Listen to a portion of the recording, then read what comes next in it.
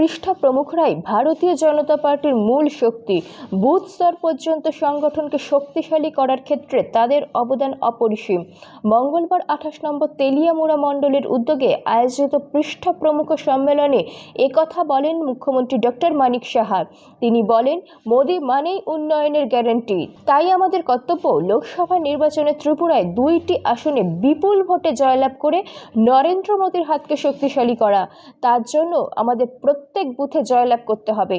তার কটাক্ষ, পৃষ্ঠা প্রমুখের মানে বুঝতে বুঝতেই রাজ্যে সিপিএম এর জামানা শেষ হয়ে গিয়েছে। বিগত সরকারের আমলে নির্বাচনের পর ত্রিপুরায় আতঙ্কের পরিবেশ বিরাজ করত। সিপিএম ত্রিপুরায় 25 বছর খুন সন্ত্রাসের রাজনীতি করে গিয়েছিল। সিপিএম এর আমলে তেলিয়ামুড়ায় অনেক কর্মী খুন হয়েছে। আজ রাজ্যের কংগ্রেসের ঘর থেকে সিপিএম এর পতাকা এবং সিপিএম এর ঘর থেকে কংগ্রেসের পতাকা বের হয়। আজ বামগ্রেসের অশুভ শক্তির জোট হয়েছে, তা অত্যন্ত দুঃখের বিষয়। এই দিন তিনি প্রত্যয় সুরে বলেন, আজ কার্যকর্তাদের ব্যাপক উৎসাহ দেখে তিনি নিশ্চিত যে আগের থেকে আরো বেশি শক্তি নিয়ে আসন্ন লোকসভা নির্বাচনে জয়লাভ করতে চলেছে বিজেপি।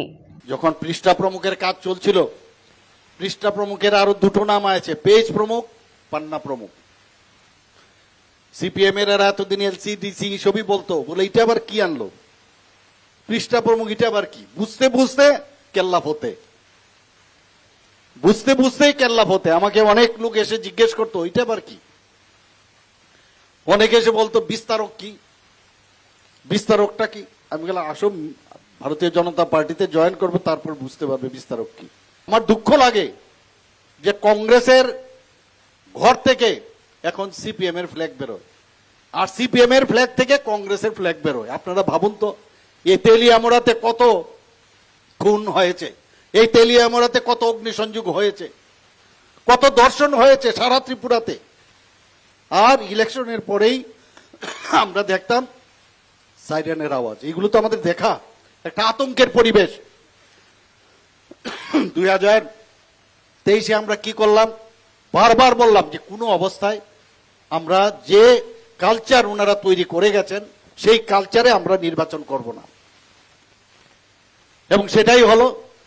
ত্রিপুরার ইতিহাসে এত সুন্দরভাবে ইলেকশন হয়েছে এর আগে আমাদের ত্রিপুরাবাসী কোনোদিন দেখেনি। বারবার আমি এবং আমার প্রদেশ সভাপতি বারবার বলেছেন যে আমরা এতদিন যেভাবে ধারাবাহিকভাবে ওরা এই ধরনের খুন সন্ত্রাস রাজনীতি করেছে আমরা সেটা করব না।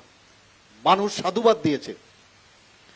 পরবর্তী সময়ে আপনারা দেখেছেন দুটো উপনির্বাচন হয়েছে ধনপুর এবং বক্সনগরে। বক্সনগরে আমাদের যে ওখানে সংখ্যালঘুর সংখ্যা সবচেয়ে বেশি, ওখানে সব সময় যত ইলেকশন হয়েছে নানা রকম মানে সবসময় সন্ত্রাসের বাতাবরণ সেখানে ছিল।